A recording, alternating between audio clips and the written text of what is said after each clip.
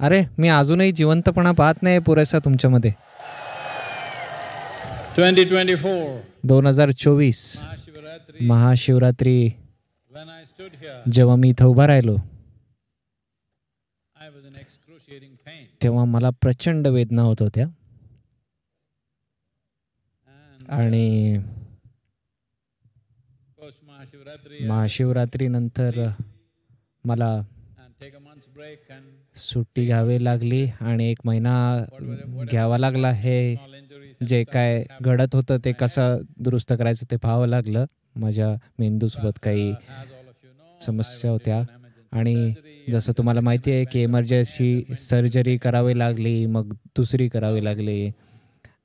तर डॉक्टरांना वाटलं की मी निसटलो त्यांच्या हातातून, पण मी आलोय पुन्हा एकदा आणखीन एक महाशिवरात्र.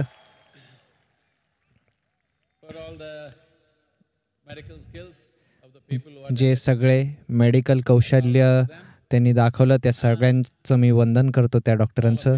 आणि तुम्ही सगळेजण तुमचं प्रेम त्यांनी मला जिवंत ठेवलं. आणि त्याहून म्हणजे आदियोगीची कृपा. आणि मी ती रेषा ओलांडून जायचा प्रयत्न केला पण त्यांनी मला जाऊ दिलं नाही. तर हे सगळं कशाबद्दल आहे? या सगळ्यामध्ये जेव्हा हे सगळं घडत होतं तेव्हा तुमच्यासोबत काय घडतंय? लोकांनी पाहिलं की शारीरिकदृष्ट्या ज्या गोष्टी कोणासोबत घडू नये त्या माझ्यासोबत घडत होत्या, पण मानसिकदृष्ट्या मी अगदी ठीक होतो. आणि मी आत्ता जसा आहे त्यापेक्षा काही फार वेगळा नव्हतो. मी तुम्हाला गेल्या महाशिवरात्रीला पाहिलं होतं. तुमच्यापैकी लक्षात नव्हतं आलं बऱ्याच जणांना की माझी पूर्ण डावी बाजू वेदनेने पॅरलाइज झाली होती. पण हे मिरेकल ऑफ माइंड आहे, मनाचा चमत्कार आहे. तुमच्या शरीरासोबत काही घडत असू दे, तुमच्या आजूबाजूच्या परिस्थितीसोबत काही घडत असू दे, जरी संपूर्ण जग तुमच्या विरुद्ध उभं राहिलं, जर तुमचं मन तुमच्यासाठी काम करत असेल तर तुम्ही पाहाल की ते सहज चमत्कार घडवून आणू शकतं. पण जर का तुमचं मन तुमच्या विरुद्ध झालं तर जरी संपूर्ण जग तुमच्याकडे असेल, तरी तुम्ही महालात राहत असाल, तुमच्याकडे सोन्याचा डोंगर असेल, तरी सुद्धा ते काही उपयोगाचं नाही. एकदा तुमचं मन, तुमची बुद्धी तुमच्या विरुद्ध झाली की मग त्यातून बाहेर पडण्याचा मार्ग नाही. या विश्वातली कुठलीच शक्ती तुमच्यासाठी काही करू शकत नाही. म्हणून जर आपल्याला मनाचा चमत्कार पाहायचा असेल तर यासाठी काही प्रक्रिया आहेत. पण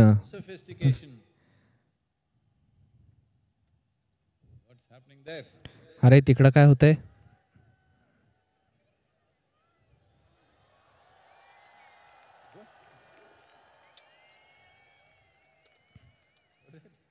अरे काय म्हणालात? असो, जर तुम्हाला खूप गुंतागुंतीच्या प्रक्रिया करायच्या असतील तर खूप वेळ लागेल, ऊर्जा लागेल, काही थोडी गुंतवणूक लागेल ते घडून आणण्यासाठी. पण मला माहित नाही की तुम्ही किती गुंतवणूक करणार आहात तुमच्या कल्याणासाठी.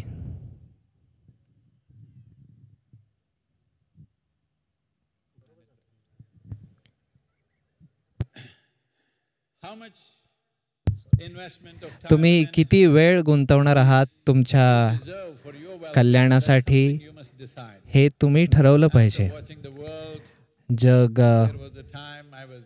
पाहिल्यानंतर, जगाकडे पाहिल्यानंतर मी पूर्वी म्हणायचो की निदान 18 महिन्यासाठी तुम्ही हे केलं पाहिजे, नाहीतर मी तुम्हाला शिकवणार नाही. कारण मी जीवनकाळ गुंतवला यामध्ये. मला वाटलं की 18 महिने ठीक आहे. मग मी पाहिलं की 18 महिने त्यांच्यासाठी खूप होत आहेत. म्हणून मग आम्ही कमी कमी कमी करत गेलो. मी आता ते 7 मिनिटांवर आणलेलं आहे. 7 मिनिटं. अरे लज्जास्पद आहे की नाही? 7 मिनिट. निदान 7 मिनिट तुम्ही गुंतवू शकता का तुमच्या कल्याणासाठी दररोज? 7 मिनिट. दररोज 7 मिनिट. तुम्ही तुमचा दिवस तुमच्या हातात घेऊ शकता. हा मनाचा चमत्कार आहे. जर तुम्ही हे व्यवस्थित केलं तर तुमचं मन असे काही चमत्कार करू शकतं. सगळेजण आजकाल एक्साइटेड आहेत त्यांच्या फोनबद्दल. त्याला ते स्मार्टफोन म्हणतात. अरे, तुम्ही लक्षात घेतलं पाहिजे की तुम्ही कोणाला स्मार्ट तेव्हाच म्हणतात जेव्हा ते तुमच्यापेक्षा हुशार असतात. पण जर का तुम्ही फोनला स्मार्टफोन म्हणालात तर मला ते आवडत नाही आहे.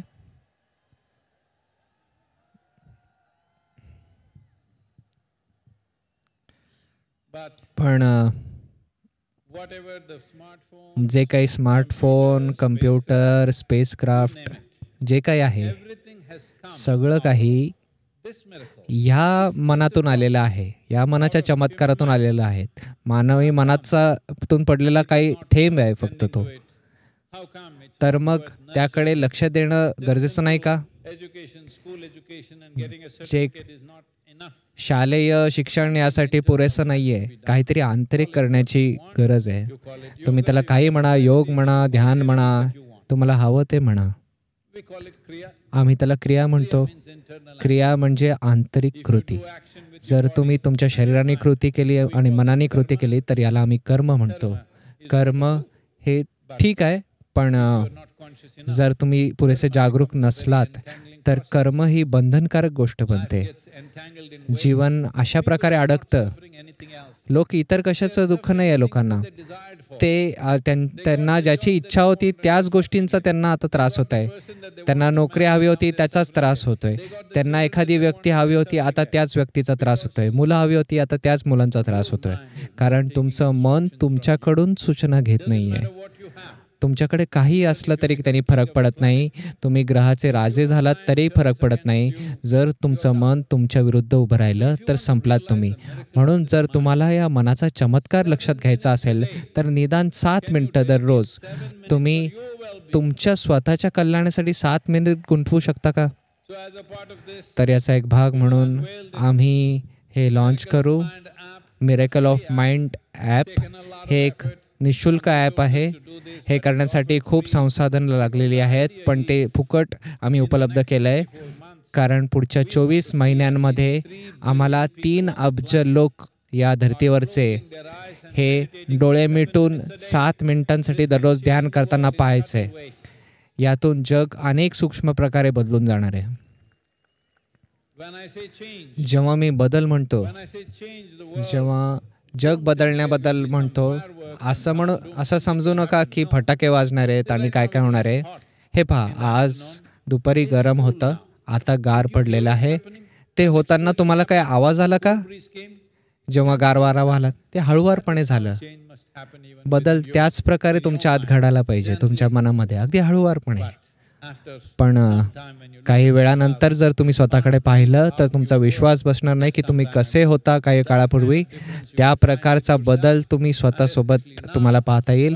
आणि खास करून आत्ता जेव्हा सगळे शास्त्रज्ञ आणि तथाकथित वर्ल्ड हेल्थ बॉडीज ते म्हणतायत की एक मानसिक रोगाची महामारी येणार आहे.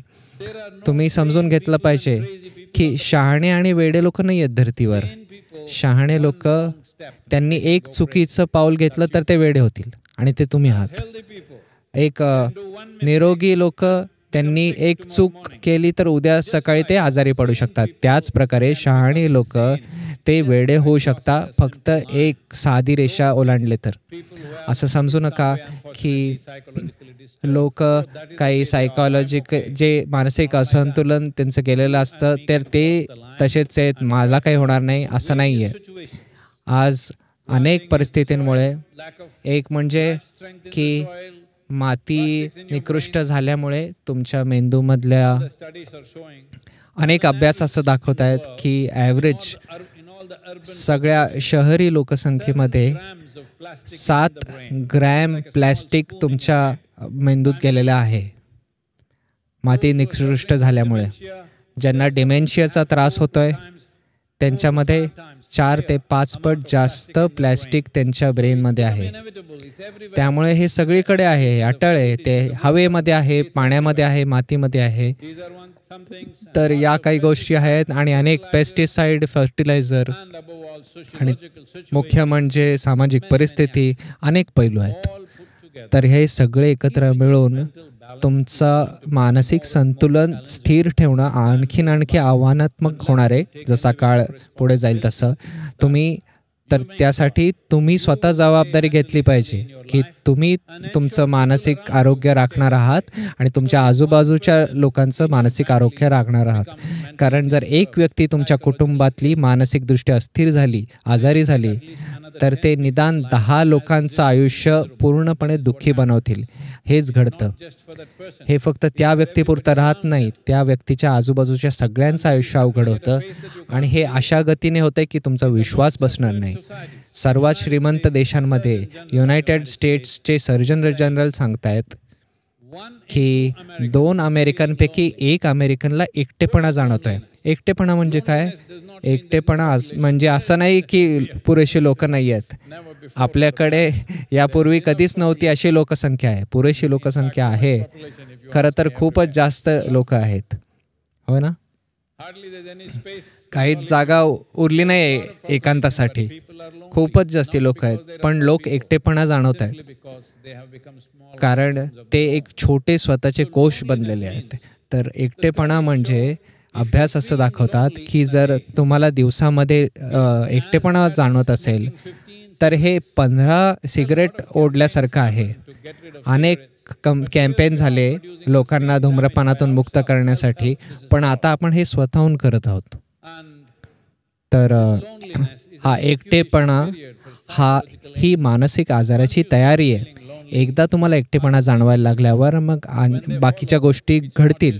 जेव्हा ते होईल तेव्हा ते फक्त तुम्ही नाही, पुढच्या पिढीला सुद्धा ते होतं. याबद्दल पुरेसा पुरावा आहे हे दाखवण्यासाठी की जर एखादा नैराश्यात असेल तर तुमच्या मुलांना नैराश्य येणं हे दुप्पट जास्ती शक्यता आहे त्याची. जर तुमच्या आत बायपोलर सिच्युएशन असेल तर तुमच्या मुलांना ते होणं 4 पट जास्ती शक्यता आहे. जर तुम्ही सिझोफ्रेनिक झालात तर 8 पट जास्ती शक्यता आहे तुमच्या मुलांना ते होण्याची. तर मी बोलतोय हे फक्त आपल्या आरोग्यासाठी नाही, हे भावी पिढ्यांसाठी सुद्धा महत्त्वाचं आहे की प्रत्येक व्यक्तीने काहीतरी केलं पाहिजे त्यांच्या कल्याणासाठी. कारण या अशा गोष्टी नाहीत की जे सरकार करू शकतं. तुमचं आरोग्य ही तुमची जबाबदारी असली पाहिजे, तरच तुम्ही एक चांगलं योगदान देणारे नागरिक बनू शकता या देशासाठी आणि या जगासाठी. तर हे घडायचं असेल तर तुम्ही मनाचा चमत्कार उघड केला पाहिजे. मी यावर भर देतोय. तुम्हाला आणखी असं काही माहिती आहे का? या मनापेक्षा मोठा चमत्कार तुम्हाला माहिती आहे का या धर्तीवर? मी पुन्हा यावर भर देतोय. हॅलो. आणि ते तुम्ही जागा असाल तरच काम करतं. तर मनाचा हा चमत्कार, मिरेकल ऑफ माइंड, आम्हाला खात्री करायचं आहे की ते सगळ्यांपर्यंत पोहोचेल. पण ही एक सोपी पद्धत आहे जगाची काळजी घेण्याची. आम्हाला 3 अब्ज लोकांनी हे ॲप डाउनलोड केलेलं पाहिजे आणि 7 मिनिटं दररोज ह्याचा सराव करायला पाहिजे. तुम्ही सगळेजण जे हे पाहत आहात 7 मिनिटं दररोज. आणि मला हे सांगायला आनंद होतोय की आत्ताच आम्ही सकाळी हे डाउनलोडसाठी उपलब्ध केलं. 650,000 लोकांनी हे डाउनलोड केलेलं आहे. हा एक चांगला नंबर आहे सुरुवात करण्यासाठी, पण आम्हाला 3 अब्ज लोक पाहिजेत. कारण जर 3 अब्ज लोक आणखी जरा शांत आणि शहाणे झाले तर आपल्या सगळ्यांसाठी जगायला अधिक चांगलं जग निर्माण होईल. इथं आपण आता अनावरण करणार आहोत मिरेकल ऑफ माइंड ॲपचं. जर तुमच्याकडे नसेल तर तुम्ही आत्ताच डाउनलोड केलं पाहिजे आणि उद्या तुम्ही याचा सराव केला पाहिजे. ही एक खूप सोपी प्रक्रिया आहे.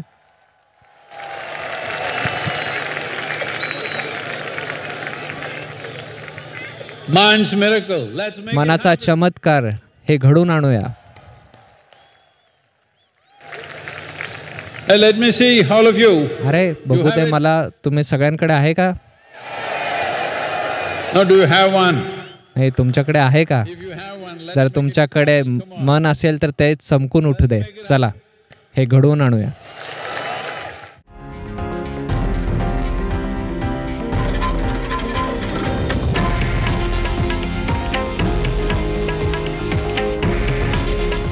हे आहे देशातील नंबर 1 न्यूज नेटवर्क आणि आपण पाहत आहात TV9 मराठी. काळजी तुमची, हित महाराष्ट्राचं.